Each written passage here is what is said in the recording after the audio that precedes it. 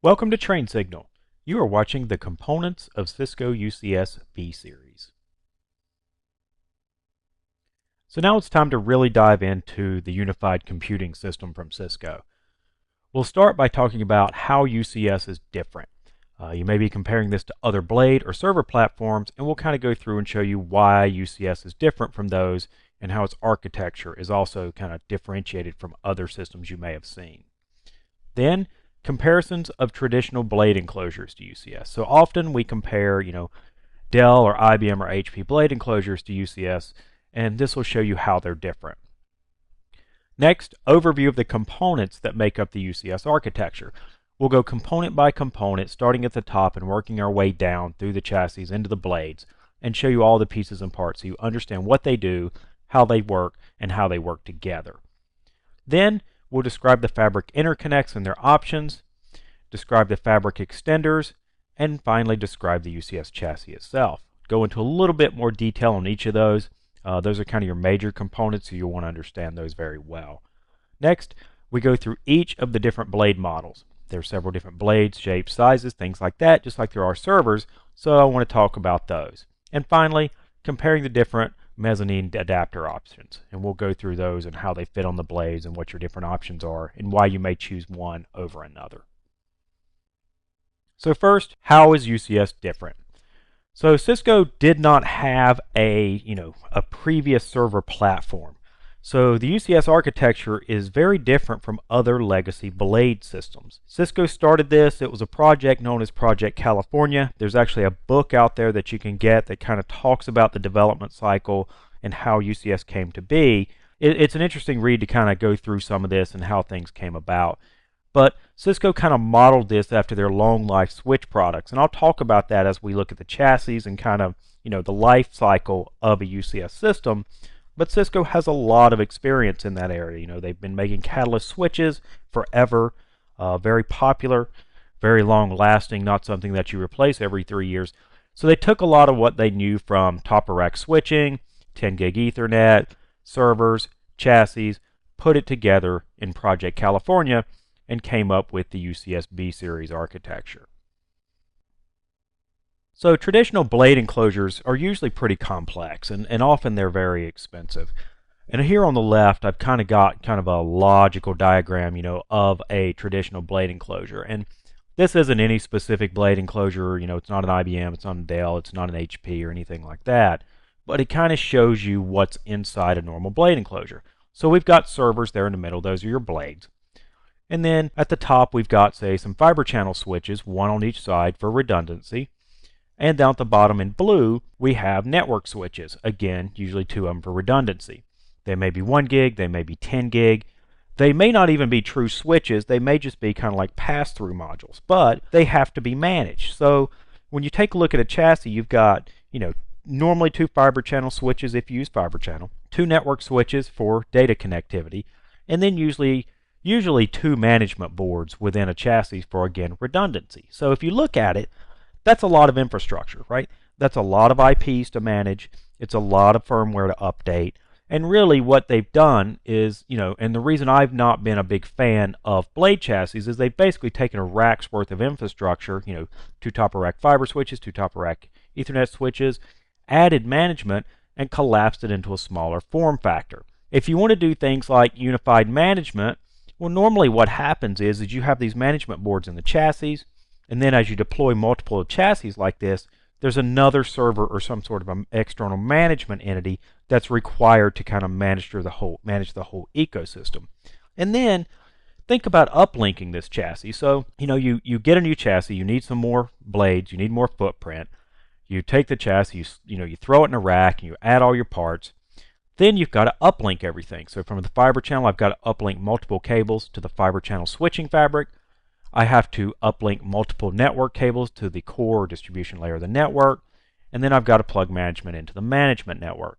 And so whenever you do this, you have to call people and do things. So if you're a reasonable sized organization, someone may manage the storage and storage fabric. When I plug this in as a server administrator, I got to call them. We got to zone things. We've got to get that ready. Networks the same way. We have to dedicate ports. We have to configure uplinking, VLAN trunking, and all that. And I have to get IPs for management. And so usually it takes days, if not weeks, to deploy this. And at a previous position, I was an enterprise architect, and we were looking at this, and this is what we saw as a real problem. These are expensive. A chassis like this can be, $40,000 easy, and it took a long time to get them deployed. Every time we wrote another one, we had to re-uplink and attach everything. So that's a lot of infrastructure. So this is kind of a logical diagram of a normal rack with traditional blade enclosures. So each enclosure has, those 5 or 6 points of management. And then when we uplink those, often they go to top of rack or end of row switches. Lots of cabling, lots of IPs. I mean, looking at this right here, there's probably, 20 IPs to manage easily in this configuration.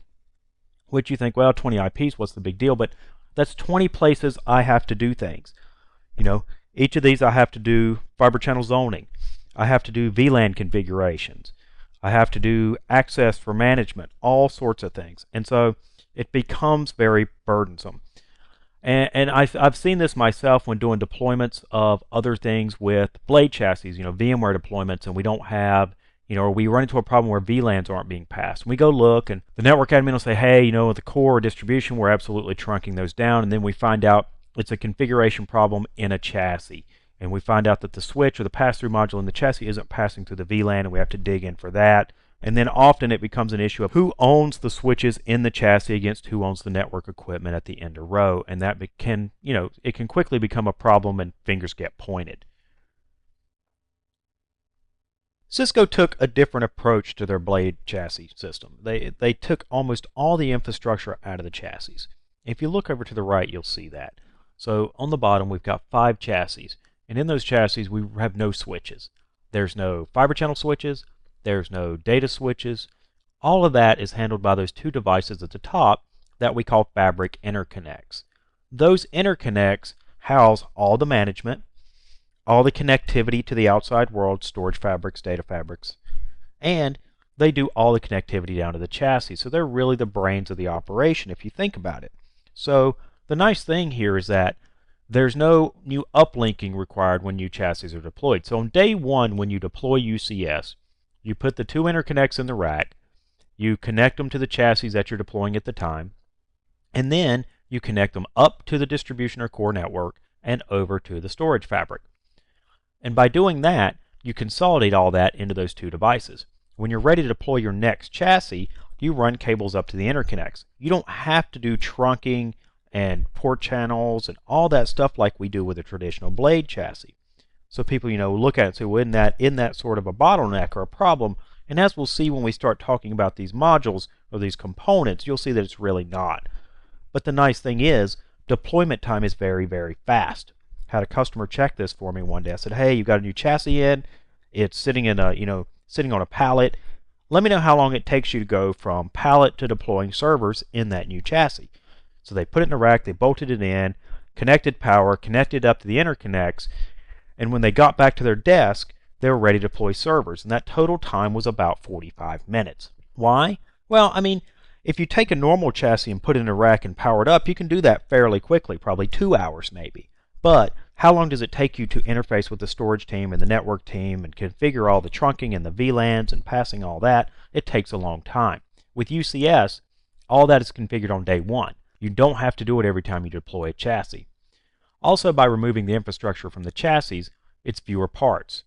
Fewer parts means less power, and it also means far less management. If you see here, the total number of IP addresses for all the gear that you see is 3.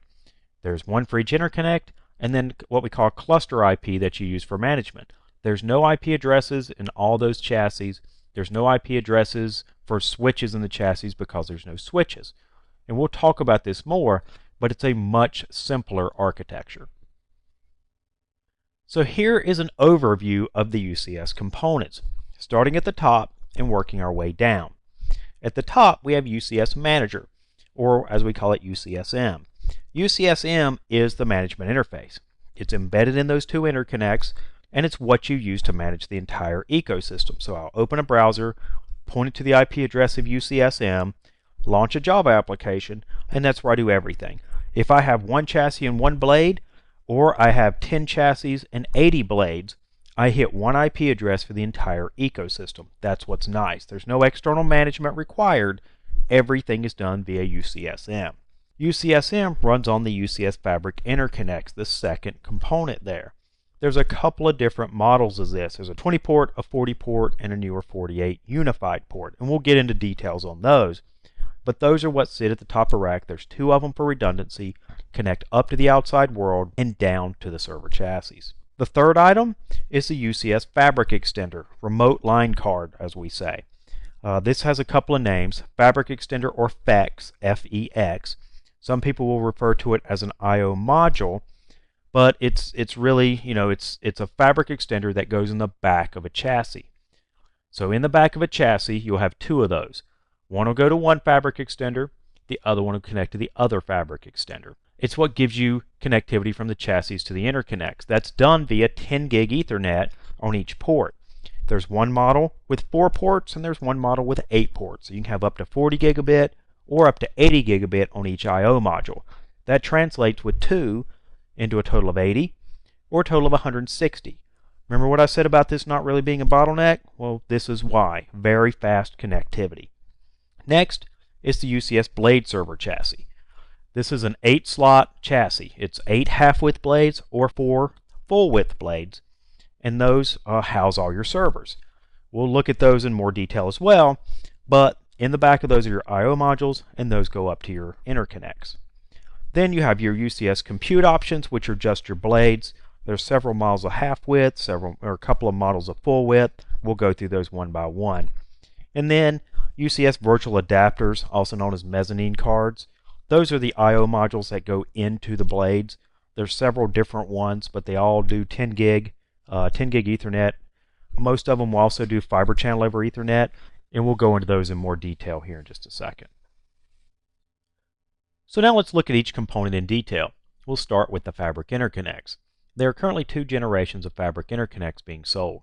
There's the original 6100 series, and then there's the new 6200 series. The 6200 series isn't really replacing the 6100, at least not for a while, mainly because there's some difference in sizing, feature set, and really cost that go along with these. So the 6100 is the original interconnect offer, and it comes in 2 different models. There's a 6120, which is a 20-port 1U device, and there's a 6140, which is a 40-port 2U device. And you see a picture of those down on the bottom right here. Each one of those has expansion module capability. So when, by default, those 20 or 40 ports are really just Ethernet. But you add a module for additional Ethernet or storage connectivity or a combination of both, and we'll talk about those in a second. But the 6120 has one module slot, and the 6140 has 2 module slots. And you can mix and match just, depending on what you want. These guys also come with port licenses. So you may be familiar with this if you've ever bought it, like a Cisco MDS 9124, 9148, something like that. But by default, the 6120 comes with 8 licenses. The 6140 comes with 16.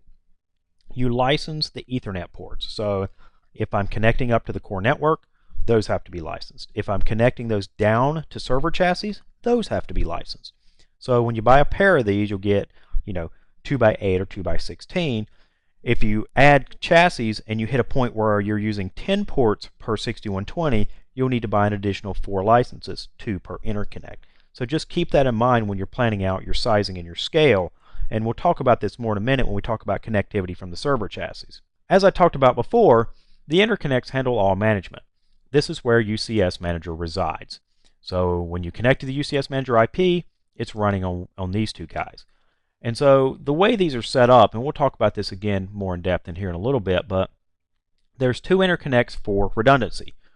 They're both passing traffic. They're both active and active. So when you connect chassis, both sides are talking, functioning, and everything. They are active passive from a management point of view. So I think I mentioned this earlier, but you'll assign an IP address to one interconnect, then an IP address to the other interconnect, and then a third IP that's the cluster IP. And he belongs to whoever's the active interconnect, and the other one is passive. But for data purposes, they are active-active.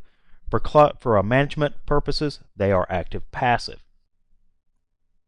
Next are the modules. So the 6100 interconnect takes a couple of different modules here, and these are specific to the 6100s. These do not fit the 6200 series.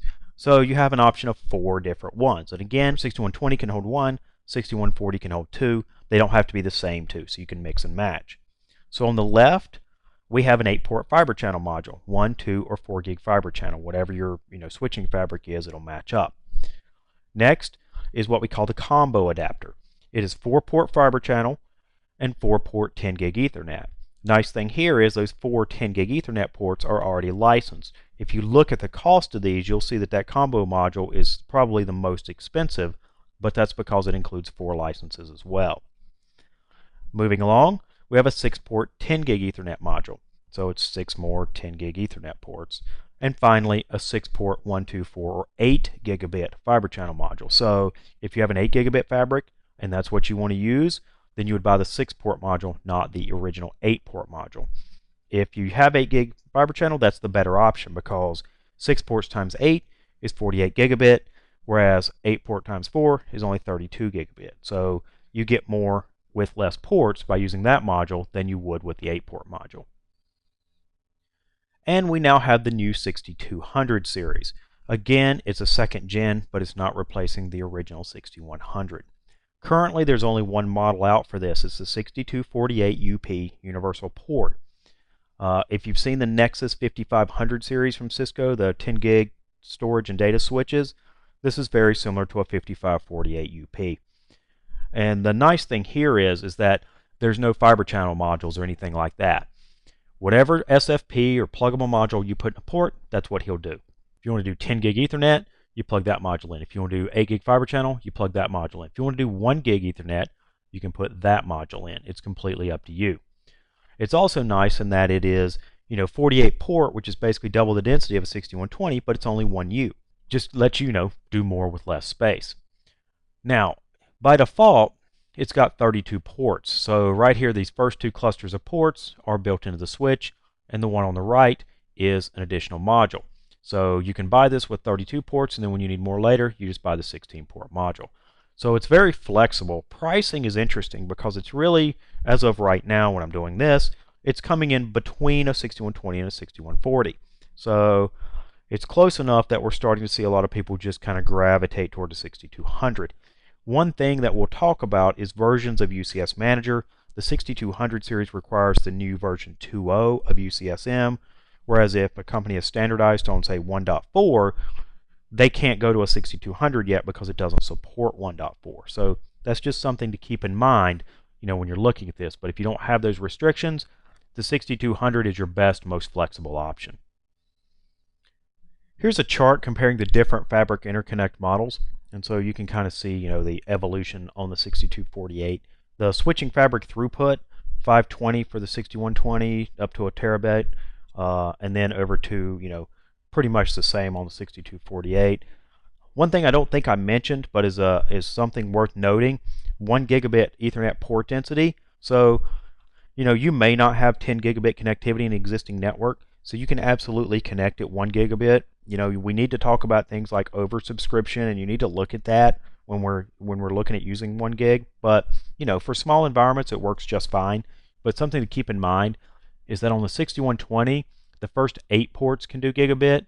On the 6140s, the first 16 ports. But on the 6248, all of them can do gigabit. So, I don't really expect to see somebody out there doing 24, 32 gigabit ports on the 6248. But it's something to keep in mind if you're looking at doing that. 10 gig port density, 2652 and 48, those are with the 6-port modules that you can add. 124 and 8 gigabit, we talked about the 8-port fiber channel module against the 6-port 8 gigabit fiber channel module on the 6120s and 40s, so 612. And again, 6248, every port can do 8 gigabit fiber channel, It's not going to do you a lot of good. You can't talk to servers, but it just points out that any port has any capability. Port-to-port latency's gotten better. That's just a switching statistic. Now it's down to 2 microseconds. Number of VLANs. This has become an issue with some people I've worked with. The 6120, 6140 can do up to 1024, which is active number of VLANs. You can actually absolutely have VLAN number 2019, but you can only have 1,024 active or configured. And we've run into some service provider customers with, you know, a lot of VLAN usage for, maybe 3 or 4 VLANs per customer running into a VMware environment, and they have an issue. Now with the 6248, it's 4,096. Layer 3 ready, interesting idea. When we start really looking at the architecture, it'll kind of, get your wheels spinning on some things here, but the 6248 is layer 3 ready. So just like the 5500 Nexus switches can do layer 3 now, Cisco's looking at adding layer 3 in the future for the 6248 line. It's also 40 gigabit ready. So we'll be able to do some things, put in 40 gig modules, and add that to the 6248s. VIC support, or virtual interface support. We'll talk about this more when we talk about the I/O modules, especially in the network lesson. But it's 15 per downlink on the two 6100s and 63 per downlink on the 6248. Basically what that means is there are mezzanine adapters on blades that we can slice and dice up into virtual adapters. You have to have an X number or a certain number of uplinks or downlinks from the interconnect to the chassis to support a certain number of those, virtualized adapters. The 6248 gives you more of those. Finally, unified ports. We've already talked about this with the 6248. That's kind of its premier feature set. Any port can really do anything that you want it to do. So next, we started at the interconnects at the top, and now we're talking about the chassis. The interconnects connect to the chassis using fabric extenders, or FEXs, also known as I/O modules. Couple different names, but we'll call them fabric extenders or FEXs. I'll do my best not to say I/O module, even though that's what Cisco originally called them, and I developed a bad habit. But there are 2 generations of these. There's the 2100 series, which is the original, and then when the 6248 came out, they released the 2200 series, and we'll talk about those in a second. So there's 2 of these in each chassis. The one on the left is what's known as FEX A or Fabric A. The one on the right is known as FEX B or Fabric B. And so a FEX, like the one on the left, all those ports will connect to one interconnect. You don't take 4 ports out of the back of this interconnect, a maximum of 4, and split some to one interconnect and some to the other. That's not how this functions. You will connect 1, 2, or 4 of those ports on the back to one of the interconnects, and then 1, 2, or 4 to the other interconnect. And so normally we develop what we call fabrics. If you're familiar again with fiber channel, you'll know normally you have 2 fabrics. You have an A fabric and a B fabric, completely separate. That's how UCS works. And we'll have a diagram here in a little bit that outlines this. But again, one FEX to one interconnect. They uplink the chassis to the interconnect. And they do that by using 10 gig Ethernet for data and fiber channel over Ethernet for fiber channel connectivity. I keep talking about fiber channel. I'll talk about it more. It's not a requirement for UCS, so if you're this far into the lesson, you're like, man, we don't use fiber channel. That's fine, but it has the capability of doing fiber channel over Ethernet or FCOE via the same connections. So these are 4-port models. They're known as the 2104 XP, and there are 4 10 gig FCOE ports, and we have what are known as 8 server-facing backplane ports. So if you think about this thing, the 4 ports you see right there are, outside connectivity up to the interconnect. Think of internal, they're in the traces of the board, but inside it has 8 10 gig ports. And those 8 10 gig ports go to the 8 half-width server options in the chassis. If you have a full-width blade, you have 2 I/O or 2 mezzanine adapters for a total, the same number of blades, but each I/O module or each FEX goes 4 10 gig connections out to the interconnects, and there's 8 ports that connect to the internal blade mezzanine adapters. So that's why we say it has 8 server-facing backplane ports. On the back of this connection for going to the interconnects, you can wire 1, 2, or 4 ports on each FEX. You can't wire 3. 3 is an unsupported configuration. Why? Think about it.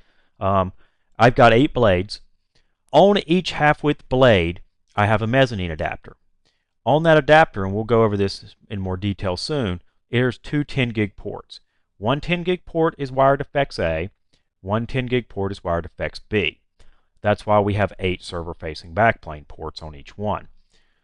So, if I have my chassis full, 8 going to A, 8 going to B, I can divide 8 by 1, So if I have one uplink port, all 8 of the FEX A ports go up that one cable. If I wire 2, I take 8, I divide it by 2, and I get 4 each. 4 of them go up one cable, 4 of them go up the other cable. They're append to a specific uplink port. And if I have 8 divided by 4, then it's 2, 2, 2, and 2. You can't divide 8 by 3.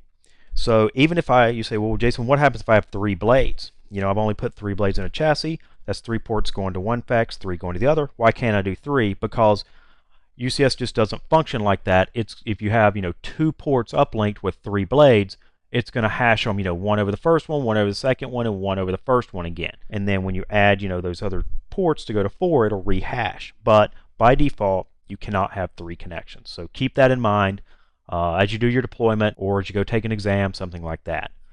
But FEX A goes to one interconnect, FEX B goes to the other interconnect, and 1, 2, or 4 ports total. We now have a second gen extender, the 2208 XP. So it's very similar to the 2104, but it's 8 external ports, so you have 8 ports going up to the interconnects, and 32 server-facing backplane ports. So this thing has a lot of throughput. If you look at it. I mean, each one has 80 gigabit of external and 32 server-facing backplane ports, so 320 server-facing backplane ports. And we'll talk about what you can do with those with only 8 blades here in a minute, but just keep that in mind. Now, as far as interconnect usage, you can use the 2208 with a 6100 as well as a 6200. It does not require a 6200 interconnect, but if you look at it, that's a lot of ports. If you start connecting all 8, that's a lot of ports, especially on, say, a 6120.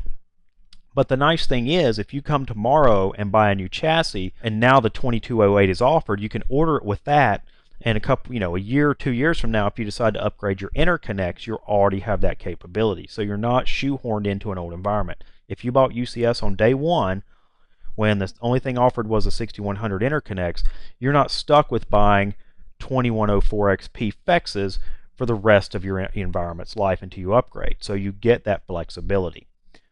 On the back, you have a couple of cabling options. Now remember, on the 2104, I said 1, 2, or 4. Here, it's 1, 2, 4, or 8. The same math division rules apply.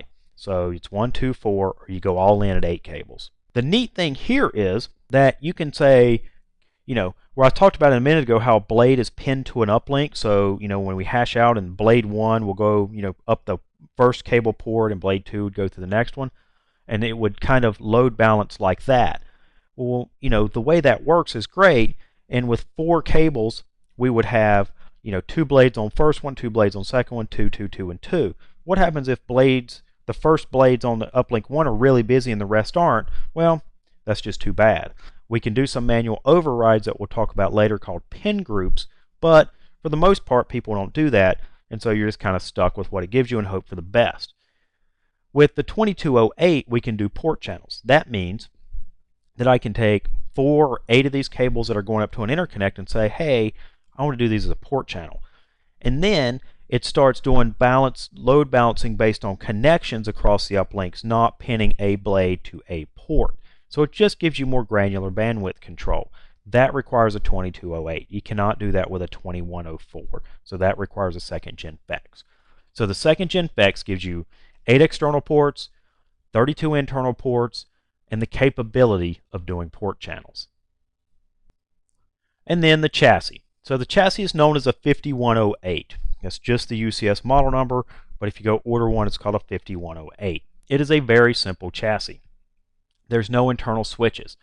I'll show you again in a diagram in a few minutes, but the FEX do not do switching. That means if blade 1 needs to send a frame to blade number 2, it goes up to the interconnect and back down. And I'll show you that in the architecture diagram I have in just a minute, but there's no IP addresses on that FEX. You can't talk to it. You can't do anything to it. You don't have to go in and set VLAN capabilities. All that's done at the interconnect level. So the chassis are very simple. They hold up to 8 half-width blades. You'll see that on the bottom left picture, or 4 full-width blades at the center picture. But you don't have to do them like that. You could have 4 half-width blades and 2 full-width blades, or 1 full-width blade and 6 half-width blades. It doesn't matter. It also doesn't matter that all your chassis across the environment are the same. So you could have one chassis full of half, one chassis full of full, a third chassis mix and match, and a fourth chassis also mix and match. UCS Manager doesn't care, the interconnects don't care, the chassis don't care. It's one of the advantages of Cisco's UCS B series. Some of the other blade platforms, to do external management and do a full, take advantage of all the features, your chassis have to match configuration. Not so with UCS. Doesn't matter on your blade configurations. So each one of these supports up to 4 power supplies. So down at the bottom, and I'll have a better diagram in a second, you get 4 power supplies for what we call N+1 and grid redundancy. N+1 is very simple. If I run a power calculator, which I have a link to later, and it shows you, you need 2 power supplies to fully populate this chassis, you put in 3, and that's your N+1 configuration. You can fail one, the other one takes over.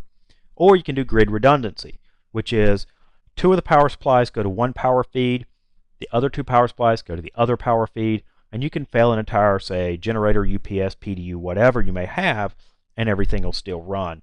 You just tell it that, hey, power supplies 1 and 2 are this power grid, 3 and 4 are that power grid. There's 8 fan modules with 2 fans each for 16 total. Here and over here. Hot swappable, of course, just like the power supplies and the FEXs. Actually, all that is hot swappable. And 2 bays for 2100 or 2200 FEXs in the rear of the chassis. We saw those right here and right here. So here's kind of a, kind of a characterized view here of the environment. So at the top, we have 2 interconnects. They are redundant. They have redundant fan and redundant power, hot swappable on both.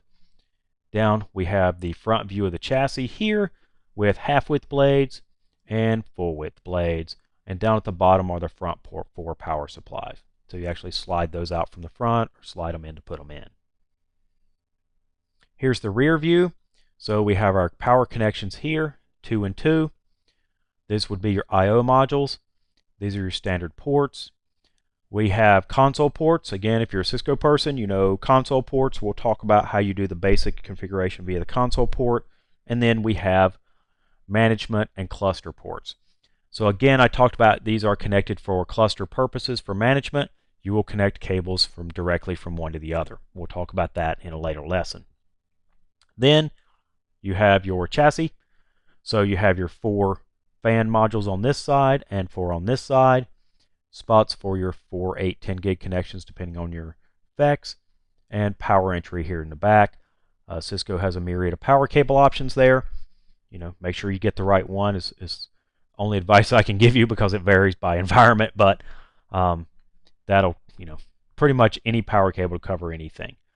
But that's the front and this is the back. So it's very simple. You can build one of these chassis up in just a few minutes. There's not a lot of configuration that's needed once you get the interconnects online.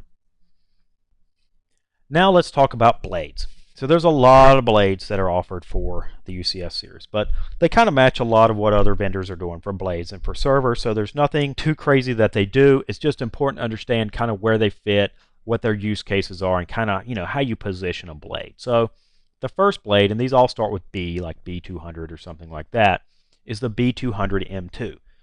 So B200 is a model of blade. It's the standard dual socket half-width blade. M2 means basically Gen 2. So if you're an HP guy, you might have a G6 or a G7. This is an M2, second gen. The original was the M1. Go figure. So this is the workhorse blade. At my company, we sell these more than anything else. And Cisco is the same way. There's a lot of VMware out there running on B200 blades. It's just the standard blade offering for almost everything. It's very popular. It's half-width, so you can put 8 of them in a chassis. And it's dual socket Intel 5600 CPU, so you can do, right now as of today, you can do 6 cores per CPU for 12 cores per server. 12 DIMM slots.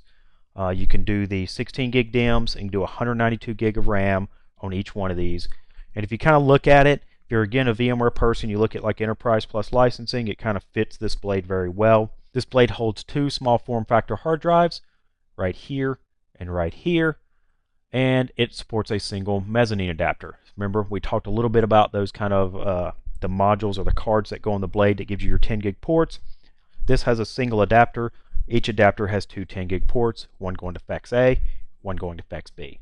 So you can do 12 cores, 192 gig of RAM, 2 hard drives, and an aggregate throughput of 20 gigabit per blade with this guy. Here's kind of an inside view of this half-width blade. The mezzanine card is at the very back. It's your two 10 gig connections. You have memory slots here, and CPUs here and here, and your hard drive bays up front.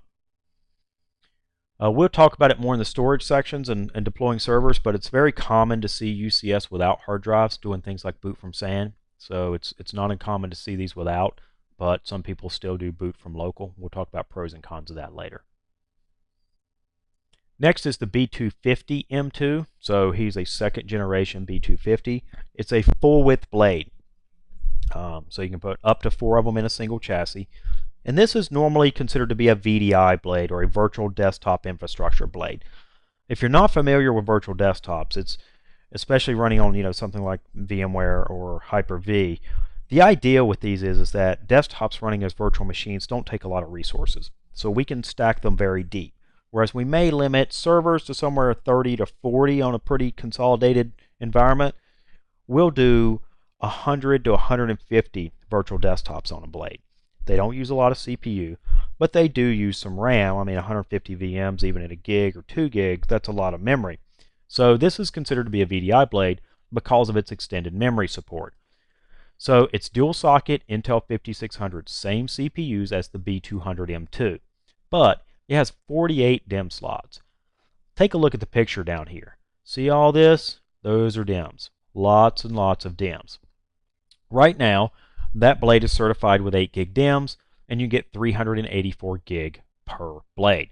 So if you kind of compare this to the B200, you're probably thinking, well gee, Jason, I can buy a B200 with 192, and that's a half width, so I buy 2 of those, I get the same RAM, but double the CPU. And that's right. This was probably more popular back when the B200 was not certified with 16 gig DIMMs and would only do 8s, but it's also still cheaper to do one of these instead of 2 B200s. Plus, if you look at licensing, say VMware per socket licensing, you're not paying 4 sockets of licensing with this, you're still paying 2. So you have to kind of weigh out your pricing and weigh out what your use cases are. Just like the B200, this has 2 small form factor hard drives, but unlike that, it has 2 mezzanine adapters. So if you look down here again, here's one, here's the other. So this has 40 gigabit of aggregate throughput. So it's a lot of throughput for a single blade. I have no idea if this is going to be certified with 16 gig DIMMs. By the time you're listening to me right now, it very well could be. I have not heard that much from Cisco yet. It's possible, but again, this is an extended memory blade. And what I mean by that is Cisco developed their own silicon. They didn't license it from anybody for these blades. And so it allows you to do more memory in a 2-socket system than really anybody else. And while some other competitors are starting to encroach on that, one thing about their custom silicon is that you can fill these blades up and still run a very high memory speed, whereas other servers and other blades, when you fill up the memory slots, you have to cut the memory speed often back to like 800 megahertz. So that's one of the advantages of Cisco's extended memory support. Again, it's all about what your use case are and your requirements are, and then kind of price out what your options are. Here's a cutaway view of that of the B250 blade. So on the back we have 2 mezzanine cards. Remember, each of these has 2 10 gig ports each, so that's a total of 40 gigabit of aggregate throughput. And also, by the way, I don't think I mentioned this a minute ago, you don't have to populate both of these cards. So you can put one in and not the other, but it's gonna, you're taking up space in the chassis, so you might as well go ahead and use it, but it's not a requirement. I've seen people do that with a single blade. The only gotcha is make sure when you install it, you put it in the right port. So that'll be in the install guide, and you want to make sure you put it in the right port. If you put it in the wrong one, the blade's not going to come up. So just keep that in mind. Along with the mezzanine adapters, you've got a total of 48 DIMM slots. That's a lot of memory expansion. And I know, 384 gig is not, it's not a whole lot for the amount of room this blade takes in the chassis, but also with 48 DIMM slots, you can use like 8 gig DIMMs and not have the expense of doing it with 16 gig DIMMs. So again, that comes into your cost model. 2 Intel 5600 CPUs and 2 small form factor drive bays. Next is the B230M2, second generation B230. The reason I put this one kind of third instead of between the other two, even though the numbers are a little different, is he's a very different blade. I call him the Goldilocks blade because he's not too big, he's not too little. He kind of fits somewhere between a B200 and a B250. Very, very powerful, and it's a half-width form factor. He has a dual-socket Intel E7 CPU. So these CPUs right now can do up to 10 cores each. So you can put 20 cores on a half-width blade. And it has 32 DIMM slots. With 16 gig DIMMs, you'll do half a terabyte of RAM on a single half-width blade. Instead of normal small form factor hard drives, due to the space constraint inside this guy with all those DIMM slots, you have room for 2 solid-state drives. Along with that, it's a single mezzanine adapter. Half-width blade, single mezzanine adapter, 2 10 gig ports. So you're probably thinking, well, who in their right mind is going to buy a B250, right? Look at this. I can do half terabyte of RAM. I can use 16 gig DIMMs. I can do 2 solid-state drives. Why would I buy a 250 over this? Well, it's price. And now for the big boy. So this is the B440M2, the second generation 440. And he's considered to be the big blade. You can see a picture there on the right. It's a full width blade. This is the quad socket blade. So he uses the quad socket Intel E7 4800 CPUs. Right now, those guys are 10 cores each, 10 physical cores. 10 cores, 4 CPUs, 40 cores in a single blade. Along with that, you get 32 DIMM slots. So they take 16 gig DIMMs. We can do half a terabyte of RAM and 40 physical cores on a single full width blade. That's an amazing amount of processing power in a single blade element. It has 4 small form factor hard drive slots, and since it's a full width blade, it can do 2 mezzanine adapters. And so that'll do, with the standard mezzanine adapters, again, 40 gigabit of aggregate throughput with those. So these are used a lot of times in large database blades, data warehousing, things like that. Don't see them a lot with just, Windows running on hardware, just, standard servers, Exchange, things like that. Or even for VMware. It's usually specialized use case, large Oracle environments, DB2, things like that. So, that's usually what these are for. They're very expensive. We talked about the E7 CPUs on the 230. These are, just as bad as those guys are. But for the right environment, they're absolutely what you need to get the job done. So here's a quick breakdown of all the compute element options that Cisco has. And you'll notice down at the bottom there's a list of rack mount servers, and I'll talk about those in just a second. At the top are all your B series blade options, your 200, your 250, your 230, and your 440. It tells you the sockets, the CPU type, disks, and memory capacity. Then you have the rack mount, what is known as the C series. We haven't talked about those yet, but Cisco does offer rack mount servers. They're very good. Full lights out management, fully supported just like any other rack mount server. So there's a list of models there, and they kind of, except for disk, kind of match up to the B series blades, but you can put a lot more disk in these rack mount servers. Also, one thing that a lot of people, don't really realize is that you can actually put rack mount servers in this UCS B series environment. It's not a popular option, it's limiting, it's kind of expensive, but you can take one of these and put it under the interconnects and manage it with UCS Manager and get a lot of the features. Downside is it takes more infrastructure. You have to put what's called a Nexus 2000 underneath that 6000 interconnect. And then you'll run cables from the server to the 2000 and then 10 gig connections up to the interconnect. So it's more cabling and it's very port intensive. It's just not something we see often, and right now you have to run an older version of UCSM. I believe the newest supported release to do this is 1.3. In the 1 series, the latest is 1.4, and we also now have UCSM 2, which is what's required for the 6200 interconnect. So it just hasn't got a lot of traction, but I want you to understand that there are rack mount servers. This course is primarily on the B series, but Cisco does offer C series as well. And now for the mezzanine adapters, input and output. These are what get a data in and get them out of your blades. So each blade can choose from a selection. Several different makes, several different models. We'll talk about what you do, why you choose the ones you choose. Full width blades have 2 adapter ports, so you can take 2 mezzanine adapters and put it on the blade. I'm assuming you can mix and match. That's actually something that I haven't really put a lot of thought into. I've never seen that done. Normally people try to stay with the same mezzanine adapters. There's really no reason not to, but probably a supported option. Half width blades can only have 1 mezzanine adapter. They only have 1 port. Not all adapters support fiber channel. Some are Ethernet data only. The big question on choosing one is normally down to be aware of your operating system and which mezzanine adapters have drivers for that OS. There's an interoperability matrix for blades and adapters, and I've got the link right there. It's updated by Cisco.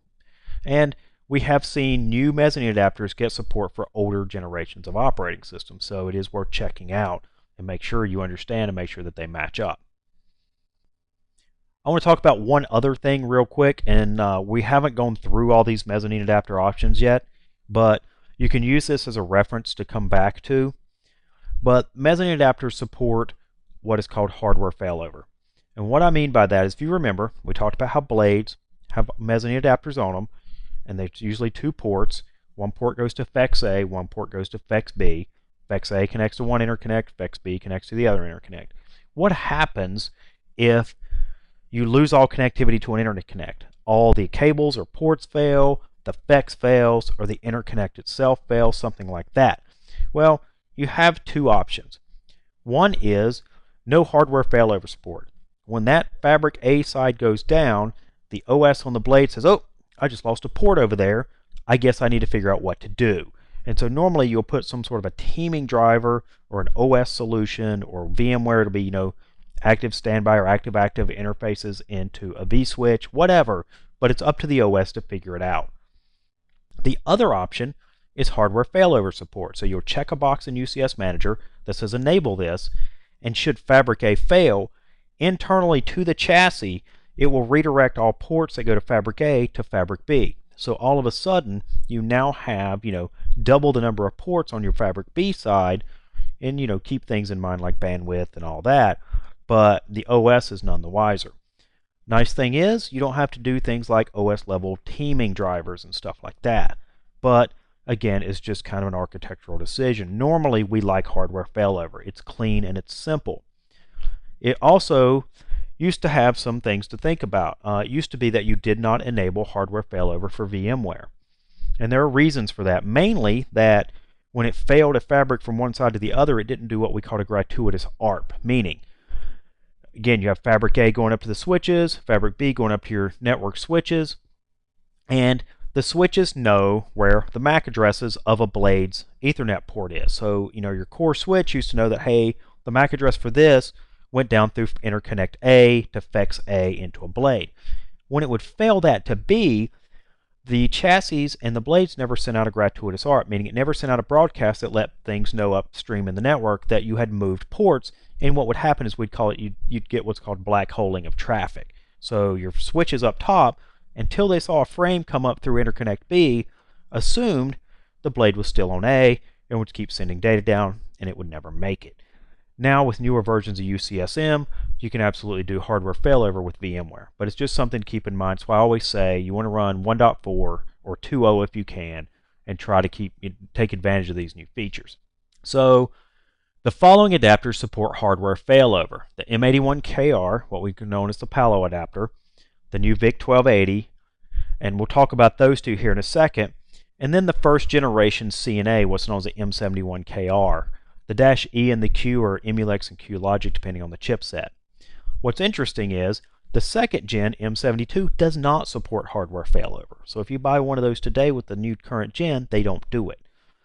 The old M61s and M51s do not support it, as well as the old Intel 8259KR, 82598KR.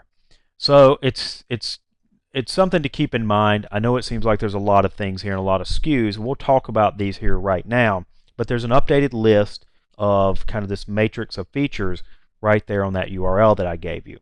And we'll, again, in a second, we're going to talk about why there's really only a couple adapters here you need to worry about. They cover 98% of use cases out in the world, and the rest of these don't matter, but keep this as a reference.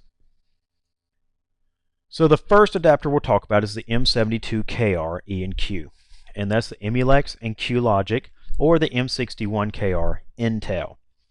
So these are CNAs, Converged Network Adapter cards.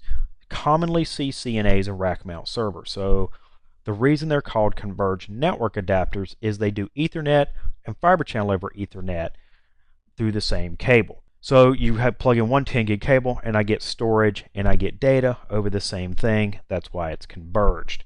They are standard CNA adapters. So if you go buy an Emulex or QLogic CNA, the chips on those are pretty much the chips on these. Feature set's the same. I just talked a second ago that there's no hardware failover for the M72s, so you'll need to do something like Emulex or QLogic supplied teaming, type of driver for Windows or Linux, or if you use VMware, let VMware handle the failover in the vSwitch. There's no virtual interface configuration, so you can't take one of these and slice it, dice it up into 20 different NICs or 20 HBAs like we can with some of the other adapters we'll talk about. The Intel adapter, the M61KRI, and I believe the Emulex and the QLogics now can do what's known as SRIOV. Basically, it's I/O virtualization that does allow this splitting of virtual interfaces, but it's not at the UCS level, meaning it's not controlled through UCSM. It's controlled through vendor-supplied tools, and it's not supported with, say, VMware. VMware currently does not support SRIOV in vSphere 5. So it's not something you see used a lot. The nice thing is wide operating system support. There's a lot of driver support out there for these CNA cards. So this is often our fallback position should an operating system not support one of the other cards. It's often used when the VIC, discussed here in a second, is not supported. VIC being the virtual interface card, kind of the all full feature set card. So again, this is kind of our fallback position. The previous gen was called an M71KR, and that did support hardware failover. Again, the M72 does not. M51KRB, B meaning Broadcom. This is 10 gig Ethernet only. No fiber channel over Ethernet support. No virtual interface support. Has a lot of operating system support. Broadcom's very popular. This is their standard 10 gig chipsets. And it's just basically used when you don't need FCOE and or legacy operating system support is required. It's just not a common card. Again, it would have to be something that doesn't need FCOE or is so limited on drivers that this is really the option that you have to go with. Now for the M81KR, what's known as the Palo card. That was the code name for this card. You'll hear people talk about the Palo card all the time. This is the original UCS VIC, Virtual Interface Card. We have deployed a lot of these cards, especially in VMware environments. These were the go-to mezzanine adapter. And there's a few reasons for that. First, it fully supports 10 gig Ethernet and FCOE, but it's a VIC. It's a virtual interface card. So I can divide this guy up into all sorts of virtual NICs or virtual HBAs. So on port 1, I can do about up to 56 devices, same on port 2. Why do I want to do that? Well, let's take VMware as an example. I'm a VMware guy. It applies to Hyper-V, applies to a lot of things, but I'm a VMware guy. So often what we do with this card is we will take a port and say port connected to FXA, and we will have a management virtual NIC, a vMotion virtual NIC. If we do NFS or iSCSI storage, we'll do one of those vNICs. So we split it up so that we can segment traffic, we can do quality of service or rate limiting or something like that on the virtual NIC. So instead of VMware seeing two 10 gig ports, it may see 12 10 gig ports depending on what we want to do, but it's still two physical interfaces on that card. Very flexible. If you've ever used like HP's Flex 10 and Virtual Connect type systems, it's similar, more powerful and more configurable, but kind of along that mindset. The downside to the Palo card is operating system support. It mostly supports modern current OSs, though we have seen some older drivers released. I suggest you look at that compatibility matrix. See it a lot with VMware and current versions of Windows and Red Hat or SUSE Linux. So again, exceedingly popular option. This has been the go-to card, except when legacy operating support just wasn't there and we had to go with something else. The second gen VIC card is known as a 1280. So this was just released when the 6248s were released.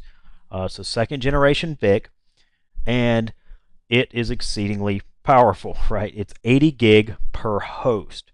So there's 4 10 gig ports going to one FEX, 4 10 gig ports going to the other. And I know during my blade examples I kept saying, 10 and 10 or 20 or 40 aggregate. This guy is brand new.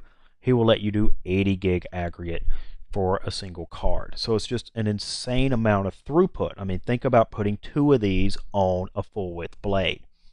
It supports 10 gig Ethernet and FCOE. It, again, just like the Paolo card, this one doesn't have a cool code name. It's just the VIC-1280, but just like the Paolo card, you can slice and dice them up and do like 116 interfaces. It's just very flexible. Back at the same problem we had with Paolo, supports mostly modern current operating systems, but we're going to see this used a lot with VMware, Windows, and Linux going forward. It's kind of going to take the place of that Paolo card. This does require a 2208 XP FEX. So if you want to use these, you have to have the 2208 FEXs in the back of your chassis. Both the Paolo and the 1280 support hardware failover. Did you get all that? I mean, that's a lot of components, so that's a lot of things to think about. And I want to kind of now talk about how these things interrelate and are connected. So it's a lot of pieces, but when you stand back, 20, 30 feet away from this environment, you really only see a couple of major components. So first of all, let's take a look at how this works.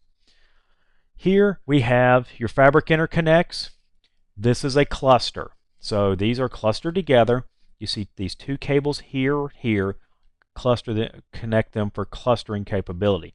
I'll talk about the interconnects in more detail when we start talking about configuration in a later lesson, but almost every time these are configured like this.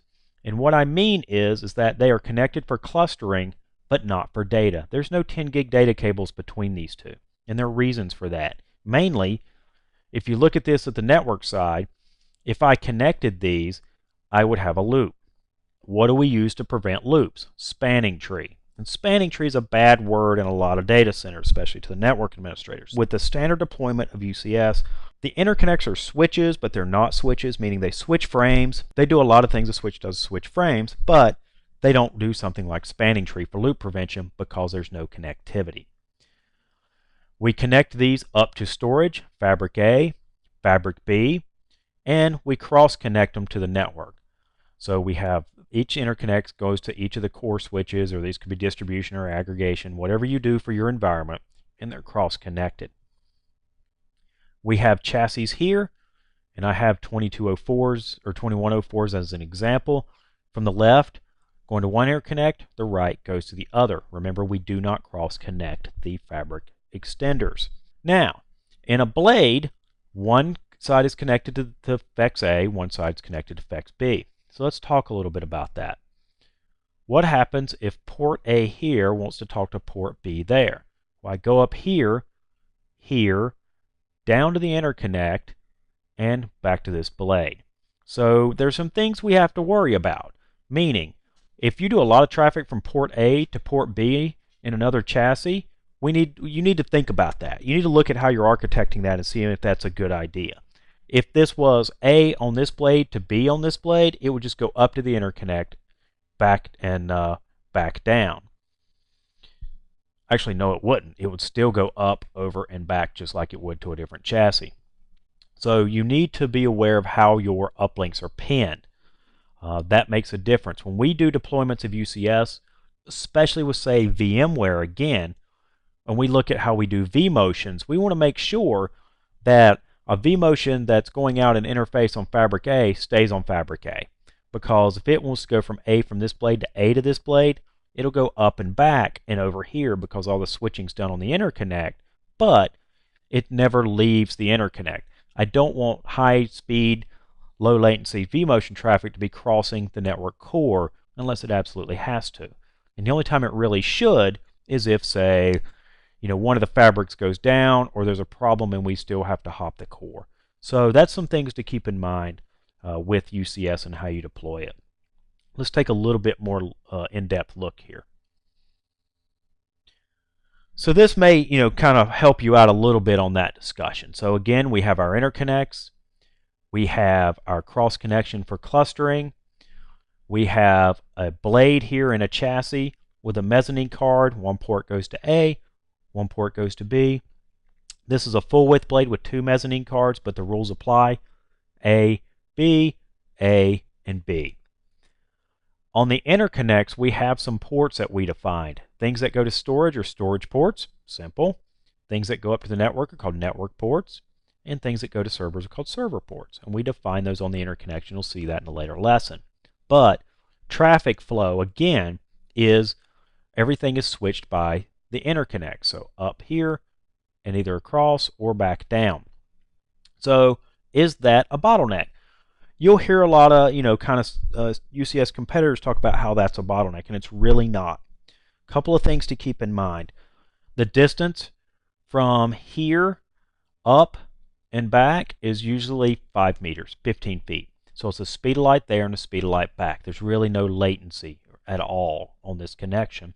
And if you looked at a traditional blade chassis, a blade chassis with blades in it, when I'm switching traffic from one blade to another, it still has to bounce off that internal switch in the chassis. And so it's still got to make a hop and then make a hop to the other blade. Same thing here with UCS. With UCS, I get to choose how many of these ports on the FEX, 1, 2, or 4, and if this was a 22.8, 1, 2, 4, 8, how many do I want to connect and what do I want my throughput to be? So those are decisions you get to make. You can do as much as you want or as little as you need. And so that defines your configuration. Connectivity in and out of the interconnects is, if you want a lot of connectivity, if you want a lot of throughput to the core, you run more 10 gig cables. We do a minimum of 2 is our standard deployment, because if this guy, fabric A, loses all uplinks to the core, he will fail this fabric to the other side. He basically sends all ports down notice to the FEX, and these come offline. So you don't want a single port or module or cable to cause the FEX to go offline. So we do a minimum of 2. If you want more, add more. If you want 8, put 8. There is usually some amount of oversubscription. But if you're a networking person, you understand that oversubscription is a normal thing. 2 to 1, 4 to 1, 8 to 1, depending on what you're doing, is a very normal thing. Most people are not doing more than, say, 40 gigabit of traffic in and out to the core. I refer to this traffic going up and back to the core as north and southbound traffic. They're not doing nearly that much. They may be doing a lot of traffic between chassis, what I call east and west traffic, but that again is switching the interconnects and back down, and it's not going across the core. So when you're doing a UCS design, or when you're looking at how to deploy this in your environment, you need to keep these things in mind and look at how much traffic you think is going to be exiting the environment and coming back, and just size it accordingly. It's not a flaw, it's not a limitation. But like all good designs, there are constraints and design considerations that you have to keep in mind, and UCS is no different. So let's take a look at a couple things. We've kind of harped on this a little bit, but I want to kind of spell this out. So some available connectivity and bandwidth options. So at the top, we've got our 2 interconnects, cross-connected again for management clustering. And so you can do two ports total per chassis, 2x1 links for 20 gigabit. You can do 2x2, 40 gigabit, 2x4, 80 gigabit, or with the new one, 2x8, 160 gigabit. So it is flexible. Now, you can have an environment just as you see right here, meaning if I choose the first chassis is only going to have 2 links total, that doesn't mean all my chassis have to have 2 links total. I can have one with 2, one with 4, one with 8, one with 16. Completely up to you. Often, if this is, say, a VMware environment, people will have all chassis be the same, so as VMs get floated around, there's no change in quality of service. But you may have 2 chassis with VMware with 1 uplink profile. You may have another 2 chassis for something like a different sort of cluster environment, SAP or something, that may have more connections than the VMware. It doesn't matter. It's completely up to you and how you configure it. And so you get to use the ports, the best use case. And if you say, you know what, today I'm going to do 2 and 2, and then you fill up that chassis a year later, you just walk back there, plug in the rest of the cables, and they will become active. Some things will be repinned, but you'll then be able to move to 4 and 4. So you just doubled your throughput in and out of the chassis, and all you did was plug in some cables. So that's the advantage of UCS. A lot of these things are done, and you can change them later, but usually it's done day one, and you don't have to worry about it. So now let's do a couple of common questions that I get about UCS deployments. So first of all, are the interconnect switches. So when I talk UCS to customers, I normally am talking to server guys, I'm talking to network guys, I'm talking to storage teams, and the network guys are always like, are those switches? Yes and no. And that's, if you ask a pre-sales guy like me a question, it's always either it depends or yes and no. So yes and no. They do switch frames, but in the default configuration, and we'll talk about the two configuration options, they do not run spanning tree. There's an option for them to turn them into full-fledged switches, but it's usually a bad idea. But in their default config, they are switches, but since they are not cross-connected for data, they do not need to run spanning tree. Really, to the network, they look like a host with a bunch of MAC addresses off of it. And if you're a VMware person, it's very, very much the same. A vSwitch is a switch, but it's not doing things like cross-connection, and it's not flooding things out all interfaces, and it doesn't create loops, so it doesn't have to run spanning tree. Are the interconnects connected? Ooh, look, yes and no. Told you. They are connected for management clustering, but don't pass data in the default configuration. If data needs to go from one fabric to the other, it must pass over the outside network. And that's where I talked about you need to keep kind of your design and your architecture in mind. If you have something talking from fabric A to B, you need to look at why you're doing that and see if you can fix that problem. So yes, they have two 1 gig cables between them, but they're just for management clustering. If there are no switches in the chassis, does it impact performance? No. See, not even a yes and a no, just a no.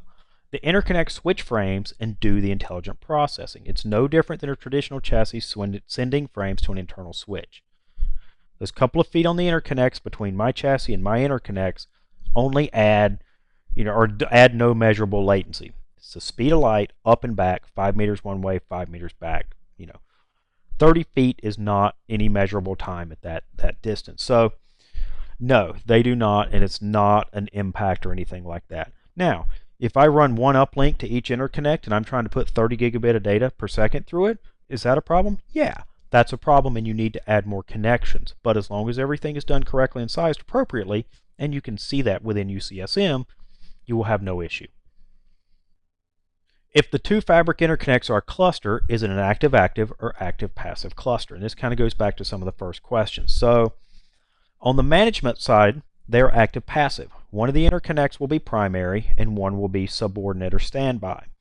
That just means that when I type in the IP address of that cluster for UCSM, one of the two is going to answer. They both can't hold the same IP address. It's much like any other active-passive cluster. If the current active interconnect fails, the subordinate takes over, grabs that IP address, and continues on. From a LAN and SAN I/O perspective, they are both active. So fabric A, fabric B are passing traffic up and back and all around at all times. You can send up and come back, not a problem. It's not active standby from a data or I/O perspective.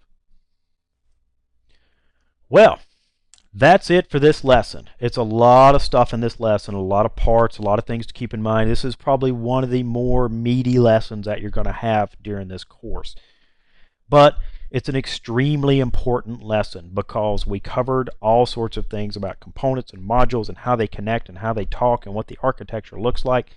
It's a lot of stuff.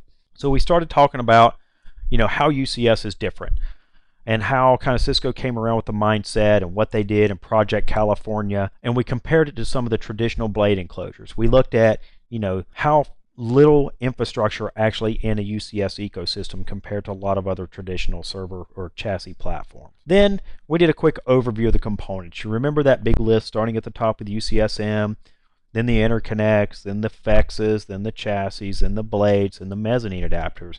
That kind of stack diagram that started your adventures through all the different pieces. In detail, we started with the interconnects.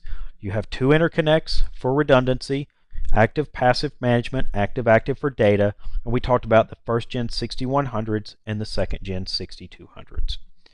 Then the FEXs, or fabric extenders, in the back of the chassis. And we talked about the first-gen 2104 and the second-gen 2208.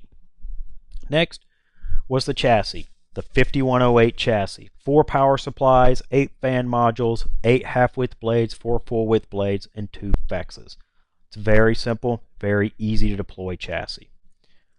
Then we went through all the blade models. We started with the B200 half width and the B250 full width. Then we went kind of back to the B230, that Goldilocks blade, and on to the big B440. So all shapes, all sizes, all sorts of different options, not just for CPU, but memory and mezzanine I/O connectivity. Then we actually talked about those mezzanine adapters. I started off by throwing you a whole list of things about hardware failover and all sorts of SKUs, but then we went and talked about the relevant adapters, and really what it comes down to is if you can use a VIC, either a Palo or a VIC 1280, that's what you want to use. But if you have to fall back to one of the others, you have some very good options there as well. So hopefully this gave you that kind of foundation for UCS. From here on out, it's going to be a lot more how we connect things, how we plug stuff in, configurations, things like that. So, once you've got this, you'll really understand a lot of the other concepts as we start going through and doing a full deployment. So that's it for this lesson. Thank you for watching, and I'll see you on the next one.